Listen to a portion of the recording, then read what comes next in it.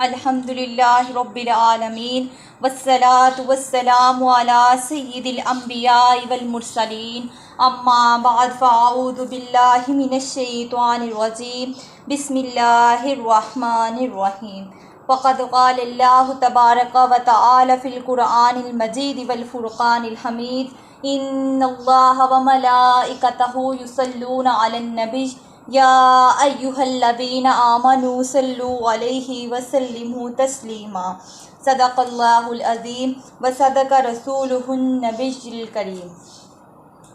کملی والے کی جس کو رفاقت ملی، کملی والے کی جس کو رفاقت ملی، سب صحابہ میں جس کو امامت ملی، سب سے پہلی ہے جس کو خلافت ملی، اس کے تاج خلافت پہ لاکھوں سلام، اس کے تاج خلافت پہ لاکھوں سلام۔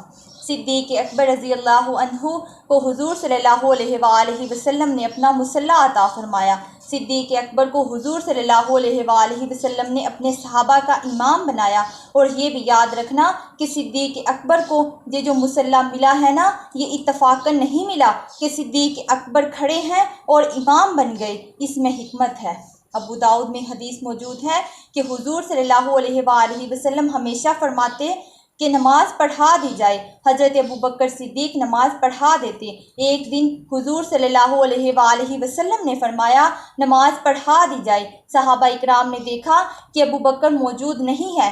صحابہ اکرام نے حضرت عمر فاروق اعظم سے کہا کہ امامت کروا دیں۔ ابو داؤد میں حدیث موجود ہے کہ حضرت عمر فاروق اعظم مصلی پر کھڑے ہوئے اور فرمایا صفوں کو درست کر لیا جائے۔ حضور تک آواز پہنچی۔ حضور صلی اللہ علیہ وآلہ وسلم باہر تشریف لے آئے اور فرمایا نہیں نہیں نہیں، میرے ہوتے ہوئے میرے مصلی پر کوئی کھڑا نہیں ہوگا۔ میں نے حکمت جاننا چاہی کہ اس میں حکمت کیا ہے۔ حضرت عمر نماز پڑھا دیتے، ان کا بھی بلند مرتبہ ہے۔ حضور صلی اللہ علیہ وآلہ وسلم نے فرمایا میرے بعد اگر کوئی نبی ہوتا تو عمر ہوتا۔ حضور صلی اللہ علیہ وآلہ وسلم نے فرمایا عمر کی زبان پر اللہ تعالیٰ نے حق جاری فرمایا ہے۔ حضور صلی اللہ علیہ وآلہ وسلم کے غلام عمر کا بھی بلند رتبہ ہے۔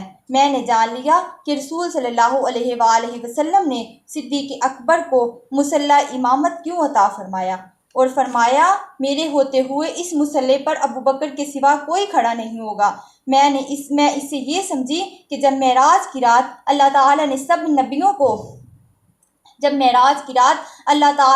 نبیوں میں میرے نبی کی فضیلت بتانی تھی تو سب نبیوں کو صفوں میں کھڑا کیا، میرے نبی کو تمام نبیوں کا امام بنایا اور دکھایا کہ یہ نبی سب نبیوں کے امام ہیں، اور حضرت محمد صلی اللہ علیہ وآلہ وسلم سب نبیوں سے افضل ہے۔ جب میرے نبی حضرت محمد صلی اللہ علیہ وآلہ وسلم نے سب صحابہ میں ابوبکر صدیق کی افضلیت بتانی تھی تو سب کو صفوں میں کھڑا کیا اور ابوبکر کو امام بنایا اور کہا دیکھ لو جیسے سب نبیوں سے میں افضل ہوں، اسی طرح ابوبکر سارے صحابہ میں سب سے افضل ہے۔